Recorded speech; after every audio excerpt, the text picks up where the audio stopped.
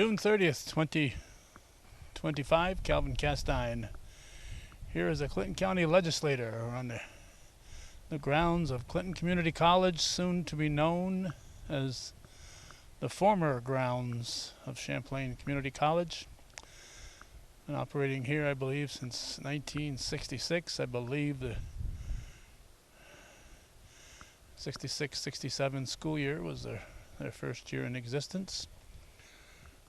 And unfortunately, as times change and times march on, it has been decided that their studies will be done on the campus of SUNY Plattsburgh. So these grounds will no longer be used by Clinton Community College. And of course, here's the iconic building, former Champlain Hotel or Hotel Champlain, put in here by D&H Railroad. The boats would come up, and railroad would come up, and presidents would stay here, and very iconic place in the early part of the 20th century.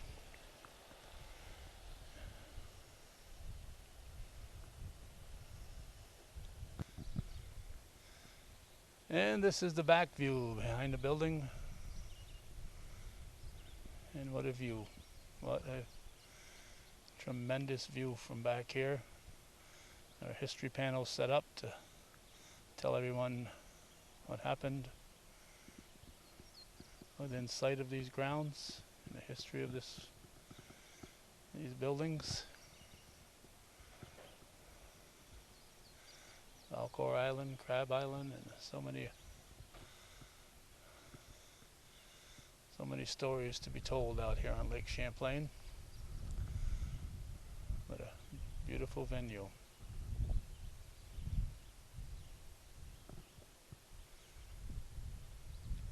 Call the County Industrial Development Agency meeting to order, June 30th, 2025 at 12:01. Declare a quorum of the members of the board and waive the reading of the minutes as well as the notice of the meeting, and ask for a motion to approve. Joey? Second, Mark. Any discussion? All those in favor say aye. Aye. Opposed? Motion carried. Molly, do you want to introduce? Happy to, sure. Thank you. Thank you for coming, everyone. I know everyone's here to hear about our wind farm project. Oh, is that not okay. All right, so we are here today to have CPL, which is a company hired by the Clinton County IDA, to perform a feasibility study of this beautiful campus where you're sitting right now. So without further ado, I'm going to let them take it away. Hello, everyone. Can you hear me? Yes. Yes. So hi, I'm Maria Mazurek from CPL. I think some of you met me before, as well as my colleague Tom Bach, who is here. And we have two new people today from our CPL Planning Department, Rebecca Kichter and Chirac Date. Rebecca and Chirac were instrumental in preparing this study, and so they will take the presentation today. Okay, Rebecca, go. Hey, Chirag, do you want to pull up the presentation?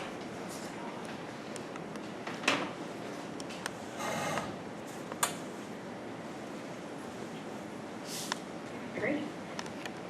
So what we've got today is kind of a presentation of some of the concepts as well as kind of our preliminary research. So Chirag, I'll turn it over to you to get us started. All right. Good afternoon, everyone. Chirag Date, CPL. So I get started. The agenda for today, so in the presentation, we kind of gave like a background at the beginning of what we know about the site. So kind of also jogging everyone's memory of what's there on the site right now, and some of the other analysis and the contextual proximity of things and whatnot. Then we jumped into what some of the priorities the IDA has and how those translated into what some of the considerations are for the programming that we develop. Again, this is a conceptual study, so you'll see 3 concepts, again in bubble diagram, very preliminary, very high level right now, for a reason that we want to get the feedback at the right time. So if one of the concepts wins, we go ahead with it. If it's like we like all of them, but different aspects of all of them, we combine them. So it is very preliminary right now. So and before we get into the concepts, we have some case studies we did based on the program considerations and the discussions we have been having, and then we'll move on to the next steps. So this is our site. It is very close to Lake Champlain. We have an access to the lake at the northeast end. I hope you all can see the cursor as well. The railroad goes along the western edge, and the Empire State Trail cuts through the site, which is a good opportunity for some multimodal connectivity with the city of Plattsburgh and everything that's around us. That trail keeps on going through the city and all the way to the beach and keeps going, I think, further. We have the SUNY branch of the University of New York in Plattsburgh, and then the downtown is also connected by that trail. And we have the international airport here as well. The scale of this is pretty zoomed out, so they seem close, but they're still like 3 or 4 miles away. So it's not like you can walk to Plattsburgh. But we wanted to kind of let you know that we took stock of what is around the site as well. Then looking at the actual site area, the entire area is around 104 acres, divided into 3 different sections. There are a lot of existing buildings. There is a physical education and recreation building, a science and technology building. The advanced manufacturing building is something that is in active use, and we were told to keep that we were going to keep that building. The old hotel building, which was used by the community college before it got turned over to this project. It's a beautiful building, but it's an old building, so we also took that into consideration when we thought of how that will feed into the kind of program we're thinking about, and how the phasing would work, or what kind of uses it can hold as it'll need to be retrofitted or redeveloped and whatnot. We also, so the engineering team before we came into being part of the process, so Maria's team, basically they had done a lot of site analysis as well. So we had topography, like surrounding uses and whatnot. So our team took a look at that when we did the brainstorming for all of this. So these are the 3 main priorities that IDA has. We want to maximize the buildable area of the site, we want to maximize jobs, and we want to maximize revenue. There was a housing study that we were directed to, which I think maybe is now a year old. And I think some of the main takeaways from that was that there has been some population decline in the area. So we took that into consideration as well. Usually with mixed-use developments, you gotta have the rooftops go in and then all these other uses follow, but we kind of had to look at it in a different way. Not that there is no potential to have residential, but maybe that is not how we get it started. So considering all of these 3 things, these were some of the program considerations. We were essentially looking for something that is a unique destination, that people are coming to this site to be on this site.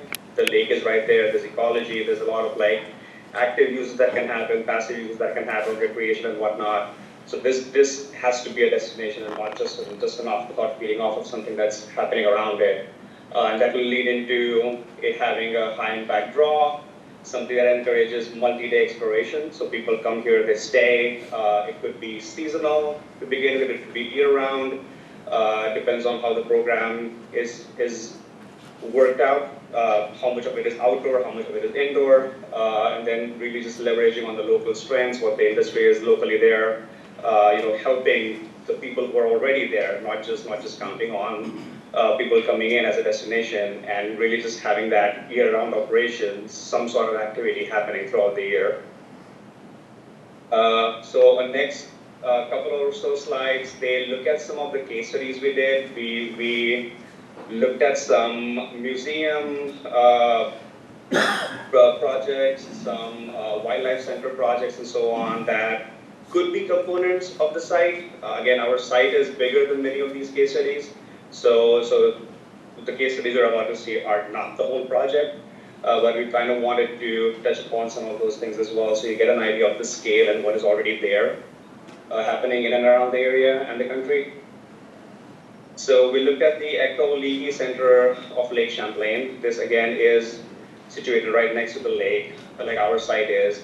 It is much smaller compared to our site. It's only 1 acre, so it's like very small. And you can kind of get an idea of how compact of a building is and how much program it has housed. And we also have put in some information regarding the annual revenue. But they do have aquarium, interactive areas, 3D theater, different attractions that help them be functional or active throughout the year. I won't get into the details of the plan. If you have more questions, we can come back to it later. The second one we looked at was the Strong National Museum of Play. This is an urban museum. It's right in the middle of everything. It is, I believe, in a cultural district, so there are other museums around the area. So a lot of the visitorship it gets kind of feeds off of the whole feel of the area, which should work in our site because, again, our site is bigger, so we have all these components feeding into having people come in, spending more time, having something to do throughout their day. Again, this is bigger than the first example, and they have been doing great with the revenue. But again, this is centrally located. That might be one of the main reasons too. And again, some of the program elements are highlighted here. Right. The third one we looked at is the Wild Center in Tupper Lake. This is comparable in the sense where the property size is comparable to our property. The actual buildable area is small, and that's mainly because since it's a wild center, they have a lot of interaction with the existing woods and whatnot. So there's a lot of like outdoor design and innovation done, where you can see the picture down here, where there's a lot of interaction that kids have and families have. And again, this kind of feeds off the same ecology that our area also has with the different activities it does. And this was the last one we looked at. It is much smaller, but we looked at this mainly because we wanted this kind of use and in our site as well. Being close to the lake, there's not a lot of light pollution happening in the area, so it's suitable for a use like this where you need clear skies and all the lights pointing away from it, basically. Size-wise, again, it's much smaller, but we looked at it for the program aspect of it. All right, and with that, I'm gonna hand it over to Rebecca. We're gonna go through the concepts one by one, but just keep in mind the case studies and the site analysis and the context of everything. So, go ahead. So diving into the concepts, the first one is the Lake Champlain Adventure and Discovery Campus. It envisions kind of a world-class and also a year-round destination that blends adventure, education, and also is culturally immersive and rooted in kind of a natural and historical legacy for Lake Champlain. The idea behind this is that it's a campus model where there are a bunch of different programs kind of co-located that anchor this longer term visit and connection to the area, and where you can experience other areas of the Plattsburgh area as well. The first being the Champlain Discovery Center. It's an indoor kind of tech-forward museum that brings forward the lake's ecology as well as the history. It's got kind of virtual reality exhibits, interactive workshops, and the idea behind this is that it's both a hub for school visits as well as family visits, long-term family visits. Next slide. So the next kind of component of the program is the Adirondack Adventure Park. It's, again, both indoor and outdoor, and has amenities like zip lines, obstacle courses, as well as virtual kayaking. We also envision this to be, seasonal, so that you can use it in the winter as well for snowshoe trails and winter survival workshops. Next slide. The next component is the Cultural and Culinary Plaza, and it brings together kind of local food, craft, beverages, and other kinds of arts to be kind of a social entertainment hub for the area. We could host seasonal events, live music, and other kind of community and cultural events here. Next slide. And then the Eco Lodging and Retreat Center provides lodging options like glamping pods, cabins, and as well as a boutique hotel, so that you've got kind of your options of various accommodations to support maybe somewhere in the range of 2 to 4 night stays, and then to be able to support small conferences in the area as well.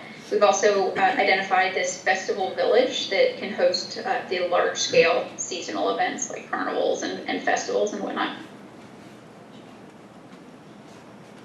All right, so then I'll walk through some kind of different components of the site. So the site plan has a kind of a seamless connection from walkable paths to view sheds of the lake, as well as an integrated network internally and good connections to the external. Next, you can kind of click through these. So of course the railroad connection and the trail. And then we've got our diagram of those different program components that I had mentioned. The views from not only connecting into the site, but then off the site toward the lake. We want to take advantage of that great kind of proximity and the elevation that you've got there of the lakes, as well as you'll see in all of the different concepts that access to the lake is really valuable, and so we've identified various ways that you could connect there. The active recreational rentals being that component of this one.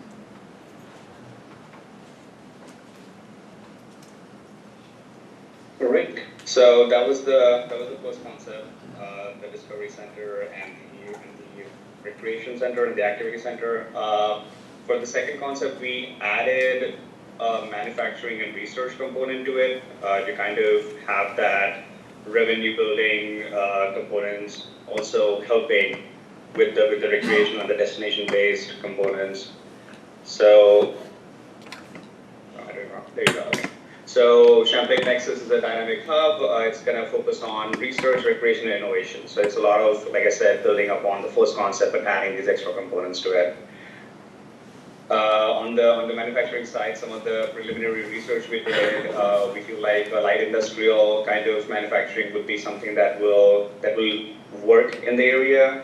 Again, it will need to be more environmental, tech equipment, sustainable materials, kind of building off of the ecology in the region, because that is the kind of people that will wanna drive there and use it as a destination. Obviously, food and beverage processing is something that can work too.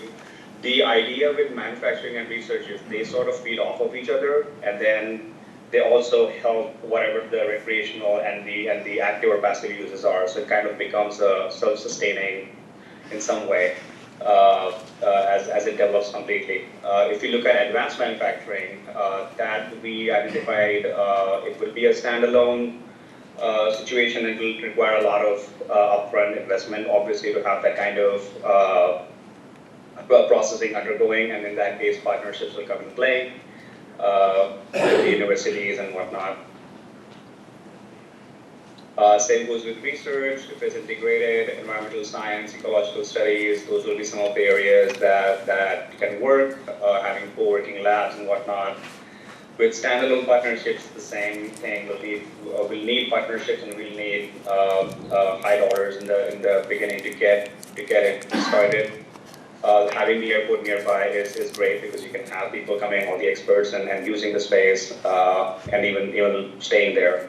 So that those components of having some sort of lodging and whatnot will also feed off of each other.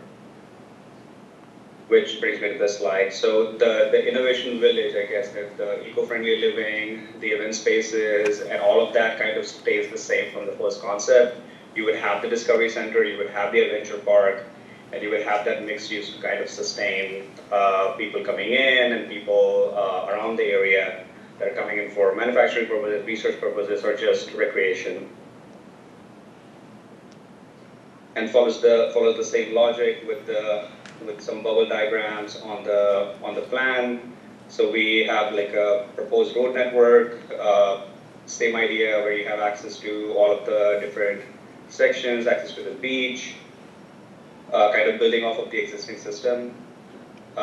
With this research and manufacturing, we have the bubble over on this side, mainly because there is an existing advanced manufacturing building there, so it would basically use that as its footing to expand. It also goes into this parcel close to the beach because if it's ecological research, you would want to have access to water and whatnot. So we figured that it could overflow on the other side. The Discovery Center is on the southern side over here, which again, the existing building could be used as one of the components. The Recreation or Adventure Park will be the bulk of it, mainly because of it's a high acre use. And the Innovation Village kind of sits between the two and kind of also connecting the Adventure Park. So the idea is to have an experience of staying in a place that promotes eco-friendly living, also lets you see the manufacturing and the research. So kind of that feel will flow throughout the space is the idea, and that feeds into like having eco-retreat living on the northern end with the mixed use component usually succeeding around the streets. So that's where we have it. For this one, we do have some thought for future expansion, which is always a good thing. Save some trees, and then if we need them, that's when we expand some of the main intersections. And this is how it's preliminary, conceptual, just some ideas of how the buildings could flow. Again, this is not at capacity. The recreation park is not completely populated. The beige buildings are the existing ones, the white ones are the new ones, and some of the green spaces that will work with it. And then the parking. And I think that is the last slide on this one. Right, so handing it back to Rebecca. Yeah. So lastly, concept 3, the Eco Voyage Champlain. This one's kind of got a flagship ecotourism as the destination and as the primary component. Smart technology is a really important component of this, as well as sustainability, and again, you'll see lots of similarities with the cultural components to them. So this one, as well as all of them, using these kind of design principles that kind of hone in on the smart mobility and sustainability, but with all of them, we see this desire to kind of respect the land and work with the land. There's a lot of topography involved, and so there's working with all of the grades and whatnot to create this smart village campus. So we've got these various components: smart mobility, e-bikes, hubs, autonomous shuttles, as well as sustainable systems like solar panels, bioswales that are highlighted components of these, and even could incorporate educational components. And then something that is strengthened in this one are the kind of public amenities, the outdoor public amenities, with, you'll see in the bubble diagrams, kind of a town green that everything is situated off of. Next slide. So from a program standpoint, some of the highlights, we've got an eco-village that's got the retail, the town green, and mixed-use spaces kind of off of that main spine. Lodging options as well as cottages that are different from Concept 1, and some more event-ready spaces that gives you kind of that seasonal flexibility and the activation year-round as well, not just as kind of a summer. So then walking through the different concepts, we've got the existing road system and then a pretty substantial added road network to that to be able to access different components of the site. And then the bubble diagrams. So you've got them labeled with the Eco Lodge being there on the high point overlooking the site. The lookout cottages there in that blue down there, plan south in the number 4. The access to the lake being very important, and a residential component, which we'll talk about the phasing of that here in just a minute. Right. And then similar to concept 2, we've identified both the existing buildings as well as the proposed buildings, and then you see on this slide that town green show up as kind of that defining spine that also makes use of the views there up at the top. Next slide. And then parking, the parking components. And then this just kind of outlines the various components within each of those programmatic bubbles that you can expect within the programming diagram. Next slide. Right, and then oh, sorry, go ahead. Okay. So with the phasing of this, so we basically took a stab at how this could phase. Essentially, first phase will be the first year 1 to year 4. The goal here is to basically establish this idea as a seasonal to year-round tourism and prove market viability that this will work without taking any of those high-risk components in the beginning. So you kind of start with some of those glamping and outdoor learning components, which is over here, attracting school programs and tourism families. You have some of the mixed-use outlet retail go in. I think this rectangle over here kind of works as a good site by itself too, to have some of that synergy going with along the main road. So that will be something that could go in the first phase. This spot over here is for a restaurant or some kind of gathering area, which connects both these bubbles. And then on the eco-lodge side, there could be some activity generated from the actual artist studios and retail. So not quite building the whole town green and all of this, just kind of starting to activate some of the uses along the existing building and that area. And again, the idea is that this is scalable over time. It offers experiential stays and builds off of, people get to see what the site offers, basically. Then in the second phase, which is years 4 to 7, you basically expand on the lodging and the programming, kind of turning that seasonal occupancy into like a year-round demand. So you add in more accommodations. You could kind of building off of the experiential stays. You have more lookout cottages. And this is where near the end of the second phase, we start sort of partially activating some of the town green, beginning with event programming, small-scale commercial uses, amphitheaters, pavilions, etc. Which this idea also has, like Rebecca was saying, an additional layer of having like a app that helps you navigate through the whole experience, or adding smart tech and just immersive wayfinding. So it adds to the experience, and not just the physical components of the site. And this is second phase, years 4 to 7. And then third phase, years 7 to 10, that's when we look for a major anchor to support the year-round tourism, because the market, like whatever partial use we have, it has sustained over so many years, so we know that there is market, and that's when we get something comparable to Great Wolf Lodge or resorts that have indoor and outdoor components.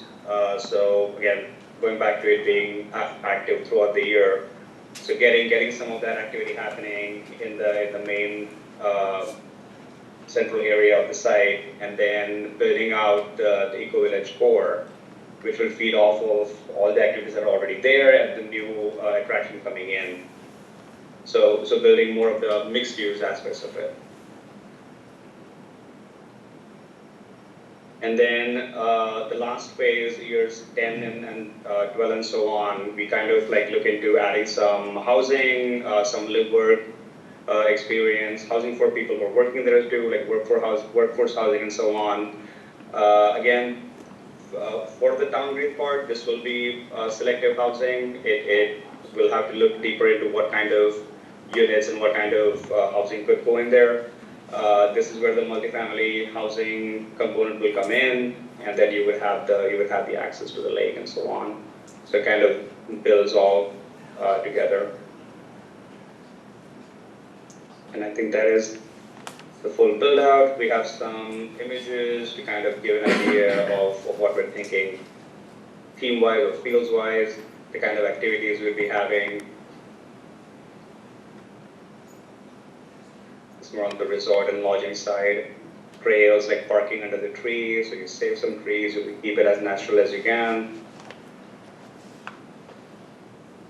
Right, so these are, to recap all of it, these are the three concepts that we have developed. The Lake Champlain Adventure and Discovery Campus, the Champlain Nexus, and the Eco-Way Champlain. We went into phasing with the third concept based on the directions we got from the IDA. And I think going back to what I said in the beginning, a lot of the components are common in all the three concepts, but there are also some standout components. If we like a certain component concept one, but the concept itself is something we don't want to go with, those components could be added to the third concept or the second concept and so on. So there is still that wiggle room since it's so high level. And I think this is the last slide. So as far as next steps go, we want to get your feedback. We want to see if there needs to be another concept happening or we need to combine everything. So kind of reaching the end of the feasibility report. And then that report essentially will be a tool to get funding resources and so on, trying to get some of that implementation planning and phasing in place. And that was everything. Thank you very much, Chairman, if I may. So for everyone's purposes, as you're probably aware, the IDA commissioned this study in partnership with the county. This is the property of the county, so ultimately it is up to the county to decide what they want to do with it. The IDA felt it was our responsibility. We had enough capital to be able to invest in a study like this because we understand that this is going to take a lot of work to develop the site and provide the necessary tax incentives that would be required to build something of these natures. I had said as the Economic Development Director of the county at the last Economic Development meeting that I believe this is going to be a marathon and not a sprint, and that good things take time to invest in. And it's always been the county's position that whatever this property is that would be in the best interest of the taxpayers and generate tax revenue. So that is the ultimate goal that we're looking to see, and they're going to want to take your feedback. This is the reason we hired this firm, is because it wasn't, here's your study, best of luck. This firm is going to continue to work with us to find private-public partnerships to try and get these potential concepts off the ground. And like they said, this is not the last step. This is only the first because they want to take your feedback. Obviously, this is some very big picture type of thinking, and what the county may want to do with it may not be what they're presenting. So we want to make sure we get everybody's feedback and continue to work along the path of getting this whole site developed properly.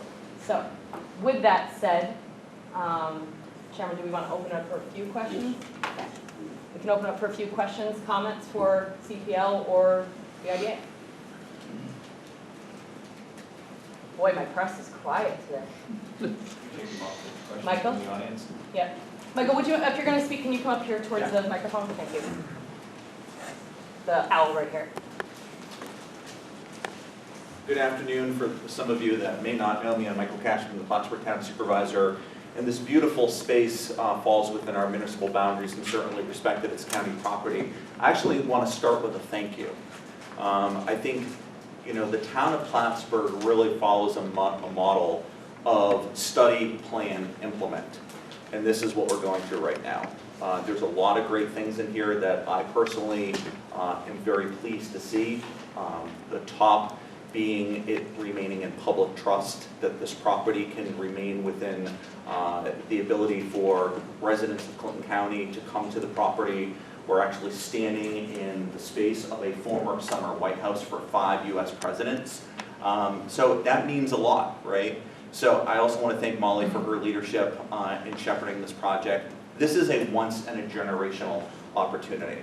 The reason that I wanted to come forward and say that is the town of Plattsburgh wants to continue to partner with our colleagues at Clinton County and the other economic developers in this region because we recognize some of the challenges that this property faces though as well.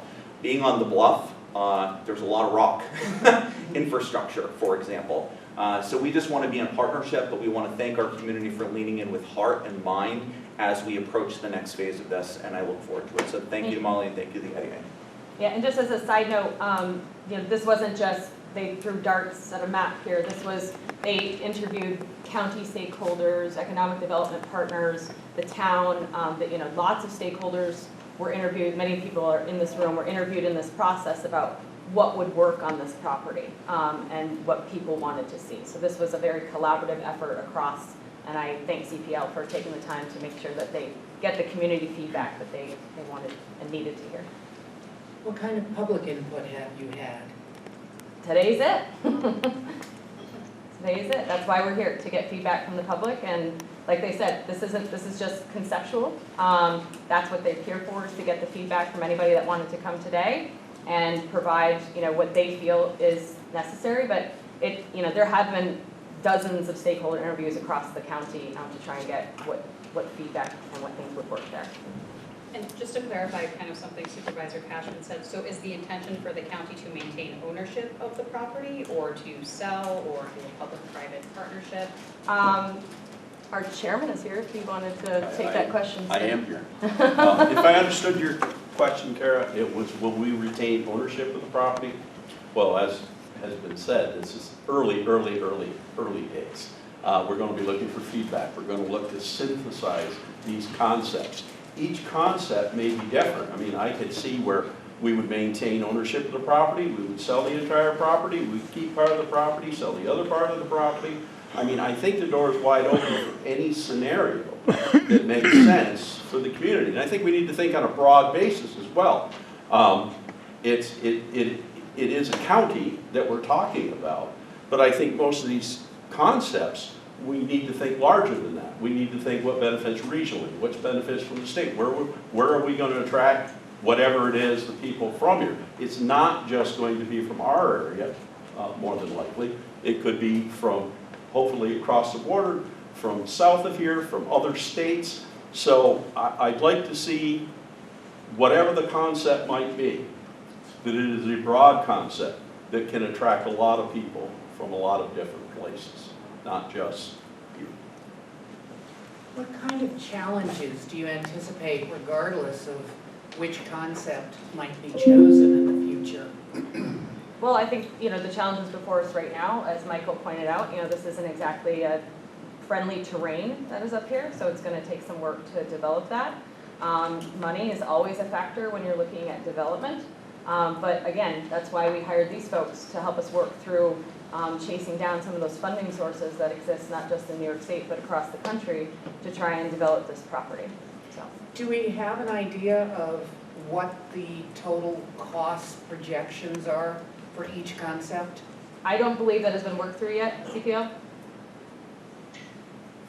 No, it's definitely too early, and also with the multiple people or institutions, I hope it's not more than getting $1,000. into each concept, it's really hard to assess. Yeah, and again, I think as we work through what the model is that the county desires, then we'll be able to hone in more on what the costs look like and go from there. Question kind of for everybody, and Michael. What is the infrastructure reach here? Is this town sewer water? Does it have natural gas? Is there an existing set of pipes? I will speak in the most generic terms because I don't think we want to get too far into the nuts and bolts of things, but yeah, generically serviced is town infrastructure.